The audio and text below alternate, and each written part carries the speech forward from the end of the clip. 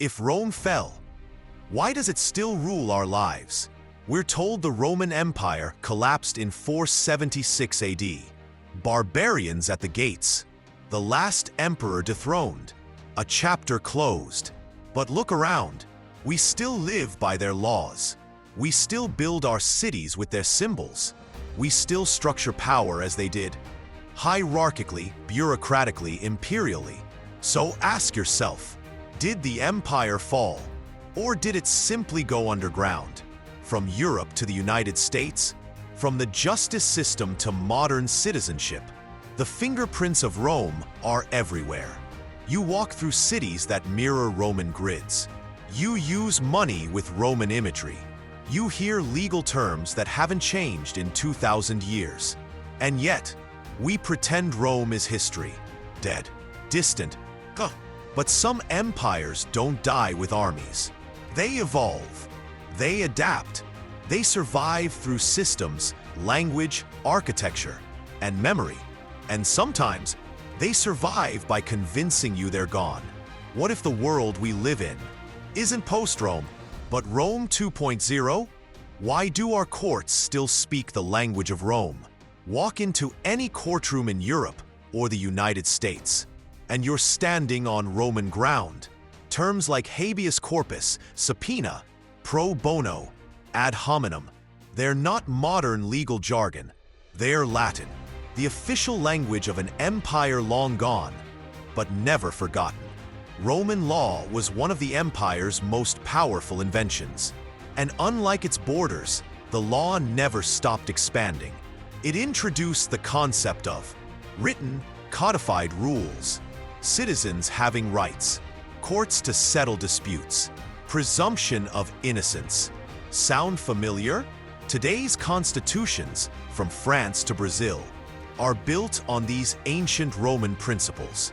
Even the US Constitution, often hailed as a modern miracle, echoes the framework of the Roman Republic. A Senate, checks and balances, elected magistrates, civic duty, rule of law. Rome didn't just conquer land. It conquered time. Its legal system became the operating system of the Western world. And here's the irony. The Roman Empire collapsed under the weight of its own contradictions. But its laws? Still alive, still in power, still controlling how justice is delivered today. If the law never fell, maybe the empire didn't either. Did Rome invent not just citizenship, but obedience? Today, citizenship feels like a birthright, a legal formality, a passport, and a national anthem. But in ancient Rome, citizenship was a tool, a weapon, a reward system designed to build loyalty and obedience. To be a Roman citizen wasn't just to belong, it was to be controlled. You received legal protection, access to courts, the right to vote, exemption from torture. But in exchange, you owed taxes, you owed loyalty, and most importantly, you owed your life to the empire. When Rome expanded, it didn't just conquer with swords. It conquered with documents. It offered citizenship to elites in occupied territories, local leaders who then became agents of the empire itself. Sound familiar? Today, modern nations operate on the same logic. Citizenship equals access. Access equals compliance. Compliance equals control. Passports, visas, national ID cards, all tracing back to Rome's first system of state-managed identity. Even the idea of dual citizenship, Rome did it first.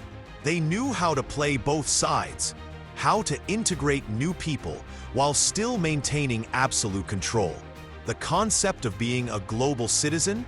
That's not progress. That's an old imperial trick in a new uniform. If Rome defined what it meant to belong, maybe it still decides who does. And who doesn't? Why do modern states still wear the symbols of a fallen empire? Take a close look at your country's official emblems. The flags, the seals, the government buildings. Now compare them to Rome. you'll see something chilling. The empire never left. It just rebranded. SPQR, Senatus Populusque Romanus, the Senate and people of Rome. That phrase once flew on banners, was stamped into stone, and burned into shields of legions across the empire. Today, you'll find it carved on buildings in modern Rome, still used by the city, still honored, but its shadow is much larger. The Roman eagle, a symbol of imperial power, now flies proudly on American military medals, on the Great Seal of the United States, even in the Reichsadler of Nazi Germany. Coincidence? Or deliberate inheritance? Look at the architecture of Washington, D.C. The Capitol, the dome, the pillars, the Senate chamber. This isn't modern. It's Roman revival by design. The founding fathers weren't hiding it. They were restoring what Rome started. The European Union, its parliament building, modeled after the Roman Colosseum. Even the currency, the euro, was conceptualized as a unifying imperial tool. Symbols don't survive by accident. They're chosen, preserved, because they still carry power. When you swear allegiance to the flag, are you pledging loyalty to your country or to something much older? Panem et circenses, bread and circuses. It was Rome's formula for control. Feed the people, entertain the people, and they won't rebel. Simple, effective, terrifyingly familiar. Back then, free grain, gladiator fights, theaters, festivals. Now, subsidies, streaming platforms, infinite scrolling, distraction delivered to your pocket 24/7. The empire didn't need to be loved. It just needed to be watched. And the people distracted. As long as they had food and a spectacle, they wouldn't ask real questions. Today, we live in the most connected era in history, but we're more disengaged than ever. Hours lost to social feeds, outrage cycles engineered by algorithms, news turned into theater, politics packaged like sports. We aren't informed, we're entertained, and that's the point.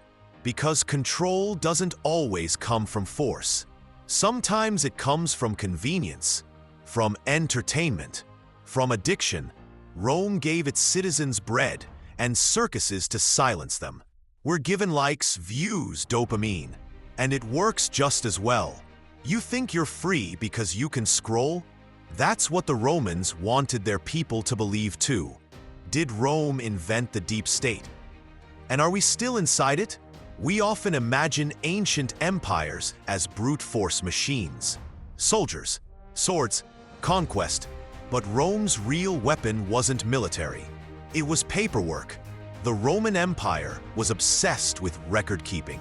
Census data, taxation records, birth and death registries, land deeds, military drafts. They built a system where every citizen was cataloged, measured, taxed, and tracked. Sound familiar?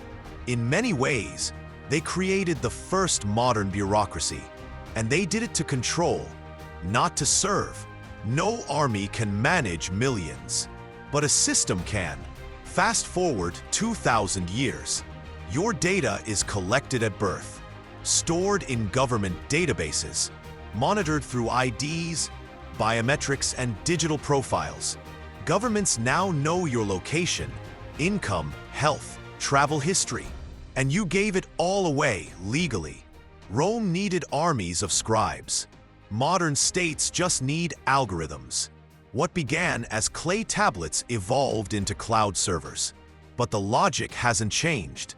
Total empire requires total information, and bureaucracy is the perfect disguise. It doesn't look like tyranny. It looks like just how things are. You don't see the empire because it's buried in the system. Did the empire fall? Or did it just put on a robe and call itself holy? In 476 AD, the last Roman emperor was deposed. The empire, we're told, ended. But something strange happened. Just as Rome collapsed, the church rose. Within a century, the Christian church had absorbed Rome's structure. Bishops replaced governors. Dioceses replaced provinces. Latin remained the language of power. And a central figure, the Pope, emerged as supreme. It wasn't a revolution. It was a transfer of authority from Caesar to Christ's vicar on earth. And where was the new empire headquartered? Rome, not Jerusalem, not Constantinople. Rome. The Vatican became the invisible continuation of imperial power, now cloaked in faith instead of force. The architecture stayed Roman. The rituals echoed imperial ceremonies. The hierarchy, still vertical, still absolute. The Roman eagle was gone. But the symbolism, the grandeur, the control, still intact. For centuries, the Holy Roman Empire ruled in name and in spirit. And today, the Vatican remains a sovereign city-state with its own laws, diplomats, banking system, and influence that stretches into nearly every nation on earth. Maybe Rome didn't fall. Maybe it was baptized. Are today's superpowers just modern echoes of ancient Rome? When we look at Europe and the United States, we see democracy, progress, independence. But look closer, and the shadows of Rome appear. Start with the United States. Its founders were obsessed with Roman ideals. The Senate, the Capitol, the Republican model, the Roman eagle as its seal. Even the title president echoes the role of consul. George Washington, they called him the American Cincinnatus, a farmer who led, then stepped down, just like the Roman general. Then there's Europe. In the wake of 2 world wars, it unified under one banner, the European Union. One currency, open borders, a shared legal system, a central bureaucracy. Sound familiar? It's not conquest this time. It's consensus, but the outcome is eerily similar. A vast, interconnected network of provinces under one rule. Rome once called it Pax Romana, the Roman peace. Now we call it global stability. But at its core, it's the same machine. Centralized authority, military projection, legal standardization, cultural assimilation.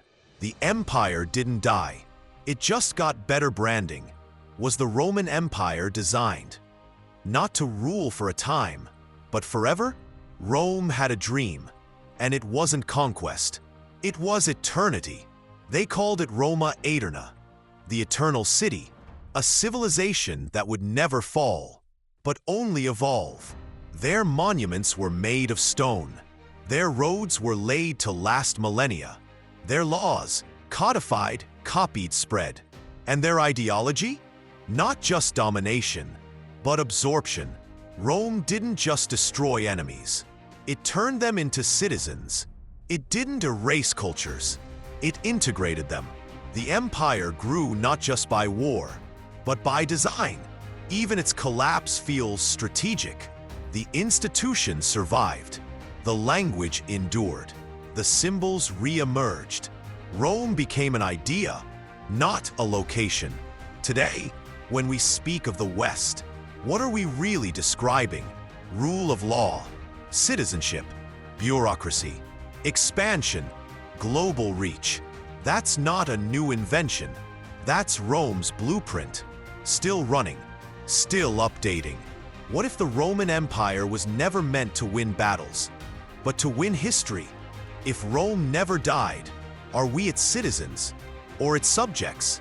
We like to think we've moved on, that we live in a new world of democracy, of freedom, of progress. But Rome never truly ended. It just changed form. Its laws rule our courts. Its architecture shapes our cities. Its symbols are stamped on our flags, our buildings, even our money. Its strategies, live in our screens. You don't need to wear a toga to serve an empire. You just need to follow the system, pay taxes, obey laws, trust the state, live inside an order that was written thousands of years ago and never truly questioned. Maybe that's the greatest achievement of Rome, to make the world forget that it never left. So ask yourself, are you living in a free society or in the afterlife of an empire that was never meant to die?